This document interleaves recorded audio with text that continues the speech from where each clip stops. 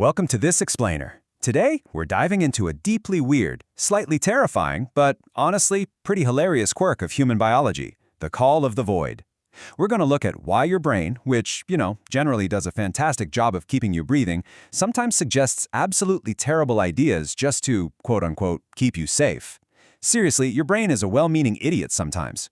So, let's kick things off with a highly relatable, maybe slightly embarrassing confession. Picture this. You're standing near the edge of a perfectly safe balcony, a really sturdy bridge, maybe a rooftop.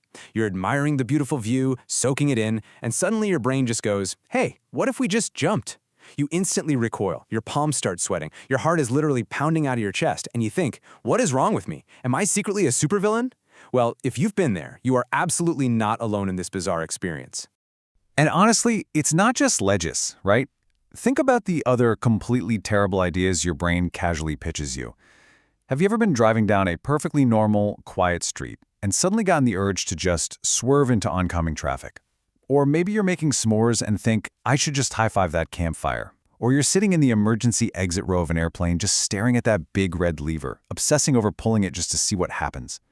We all get these incredibly mundane but totally terrifying urges, and it leaves us wondering why our inner monologue suddenly sounds like a chaotic little gremlin.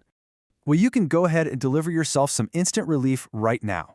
Because research from Florida State University, led by psychologist Jennifer Hames, actually revealed that over 50% of all non-suicidal people experience this exact same glitch. 50%! So if you've ever felt this urge, you are firmly in the majority. You don't have some hidden dark side. You literally just have a standard issue, completely dramatic human brain doing what human brains do. And because this is such a universal human experience, we actually have official names for it. Clinically speaking, it's known as the high place phenomenon, or HPP, which is defined as the sudden, fleeting urge to jump from a high place. But I gotta say, I much prefer the French term, l'appel du vide, or the call of the void. I mean, leave it to the French to take an experience of sheer, pants-wetting panic and make it sound like a luxurious, expensive indie fragrance, right? But it firmly anchors our weird brain glitch in real science, psychology, and culture. In fact, this bizarre feeling is so incredibly universally human, it pops up everywhere in art and philosophy across the globe. Like the Italian pop singer Lorenzo Giovanni Cherubini summed it up perfectly when he said, "Vertigo isn't the fear of falling, it's the desire to fly."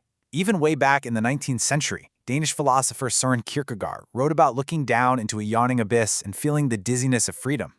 So whether it's old philosophers, international pop stars, or just you sweating on a hotel balcony in Florida, the void has been calling us all for centuries. Section 1. The 3-second glitch. Your brain's comedy of errors. Let's look at what's really happening in there. So we're going to treat your brain's anatomy a bit like a sitcom cast of characters who just constantly misunderstand each other. This whole thing happens in about 2 to 3 seconds, entirely without your permission. Step 1. Your amygdala, which is basically the over-caffeinated security guard deep in your brain, screams panic. It realizes you're high up and just yells, "Danger! Falling!" before you even consciously register the view. Step 2. Your periaqueductal gray, or PAG, slams the emergency brake. This makes your body physically recoil and stiffen up instinctively, kind of like touching a hot stove. Step 3. Your prefrontal cortex, which is the slow, logical manager of the brain, finally catches up to the situation. It looks around, sees you're perfectly safe behind a sturdy railing, but then it notices your body just violently recoiled in sheer panic. So step 4 happens, a massive misread. Your conscious mind tries to make sense of this physical panic and decides, well, I just yanked myself back from the edge, I must have secretly wanted to jump. It's quite literally a total, ridiculous miscommunication between your brain's departments. Finnish neuroscientist Antti Revonsuo actually calls this the survival rehearsal theory. Essentially, your overzealous brain is just running an unapproved fire drill.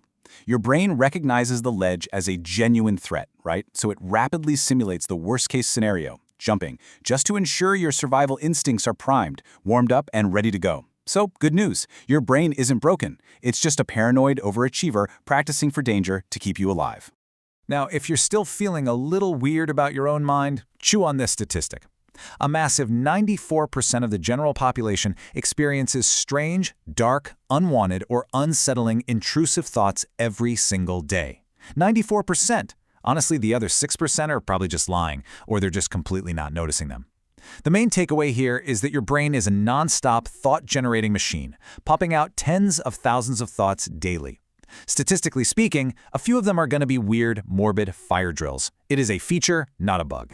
Section 2, Thoughts versus Desires, and when to actually worry. Okay, let's take a quick second to clarify something super important, the critical difference between normal, everyday brain glitches and actual mental health emergencies.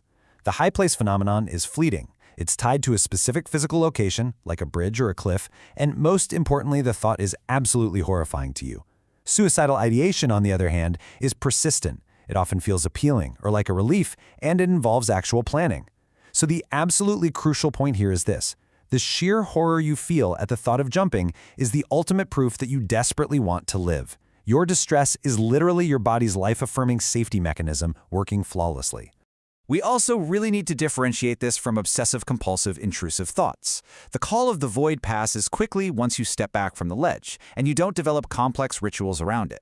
Pure OOCD, however, involves uninvited thoughts that persist throughout the entire day, completely unrelated to where you are, and they actually cause people to engage in compulsive checking or repetitive mental rituals.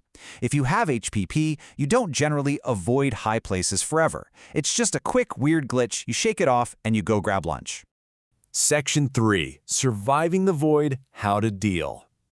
So, when the void inevitably calls and you feel that sudden, massive spike of panic, here is a highly effective 5-minute void response protocol you can use right in the moment to center yourself. First, simply name the thought. Say aloud or even just internally, that's just the call of the void. Acknowledging it instantly kills its vibe. Second, ground your feet. Literally press them deliberately into the floor and just notice that physical pressure. Third, use the classic 5-4-3-2-1 sensory grounding technique. Name 5 things you can see, 4 things you can feel, 3 you hear, 2 you smell, and 1 you taste. It forcefully drags your brain right back to reality. Fourth, state your cognitive diffusion phrase. A thought is not a desire. Remind yourself that a thought is just a thought. And finally, step back and go about your day. You just seamlessly take back control from the glitch. So, to wrap this all up, a thought is not a desire. You don't want to jump, your brain just wants you to live so incredibly badly that it's acting a little crazy to make sure you do. Which leaves me with a final, slightly provocative question for you. Now that you know about this, what other bizarre, totally unapproved fire drills is your brain running without your permission? Keep an eye out for them, give your well-meaning idiot of a brain a little pat on the back, and hey, thanks for joining me for this explainer.